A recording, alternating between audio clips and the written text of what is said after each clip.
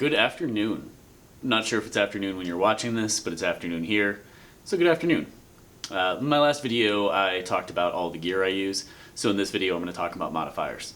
It's really rare if I shoot bare flash. I always want to have something on the flash to make sure that I can shape it in some way or change its look.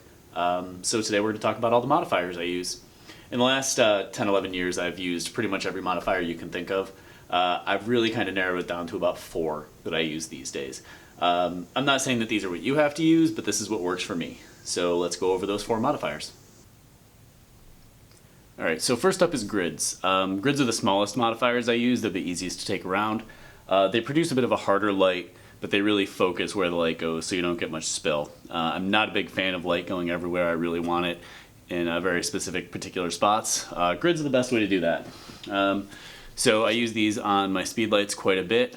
These are like $5 for a pack of 10 or something on Amazon. I get really cheap ones because I like inexpensive gear. And they just kind of Velcro on and limit the spread of light. I also have them for my strobe. I use these for dance floor shots a lot. Anytime I'm doing speech photos, first dance, parent dances, I'm using a gridded strobe as my main light most of the time. And that just kind of fits into this reflector here. And if you look through it, you can see exactly how it limits the spread of light. If you see it straight on, you can see me through it. But as soon as I start to twist it, you can't see. So it limits the light just going all over the place. I use these a lot. Alright, next up is this really small softbox that I use. I think it's 9 inches. I bought it for $13 on Amazon. Again, it's very cheap. It goes on just a speed light with some Velcro. I mostly just use this for my flash composites, whether it be for portraits of just the bride and groom or the wedding party, or if I just can be really close and just need the light just out of frame so that it's lighting just a small part of the person. It's super portable. It's really inexpensive.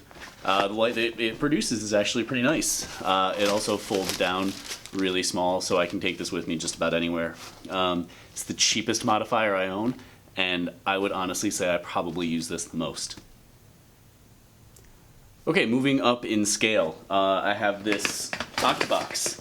I believe it's 32 inches. I have an egg crate grid on it. You can pull this off if you want, but again, it kind of works just like the other grid, is it just focuses the light so I don't have it spilling everywhere. This is the modifier I use mostly for portraits of the bride and groom, especially in the middle of the day. It goes on my big strobe, so this is where all the power is. It's pretty big, so I don't really like to use this in tight spaces. But for a medium-sized modifier, this works really, really well. I do have an attachment so that I can put a speed light into it if I want, but I don't think I've actually ever done that since I've owned it. Okay, last, and actually in this case least, the biggest modifier I own. As you can see, it's massive. It's a 60-inch or 5-foot white interior umbrella with a diffuser on the outside. There's the interior. This thing is absolutely huge, kind of a pain to use, fairly light, but produces really, really beautiful light. It's really soft. It will cover the entire body or somebody's face so nicely. It's definitely a little cumbersome to take around, and especially when it's opened up and you have a light on it, it's really difficult to use. I have used it in weddings, I have used it in the woods, and the light that it produces is gorgeous. It's just not a very practical light. I will say it was relatively cheap. Again, it was an Amazon purchase. I think I paid $60 or $70 for it. I've also heard them called brolly boxes. I think that's kind of a UK thing. Parabolic umbrellas, soft lighters, whatever they're called. I like them. I just can't bring them everywhere. I kind of need an assistant for that too, because if you're outside, it will turn into a sail really, really quickly. But again, something fairly inexpensive. Okay, so those are the modifiers that I use. Over the years, I've really found that those are the ones that work the best for me. You're going to have to do some trial and error to find out what fits your style the best. But I think the main theme about everything that I use is inexpensive. You don't need to buy the most expensive things to make your photos better. That won't help. What will help is knowledge and technique. You're absolutely going to need tools to shape and modify light, but you can do it on the inexpensive side of things and you can still make great photos. And I think that's the entire point of what I want to teach on this YouTube channel.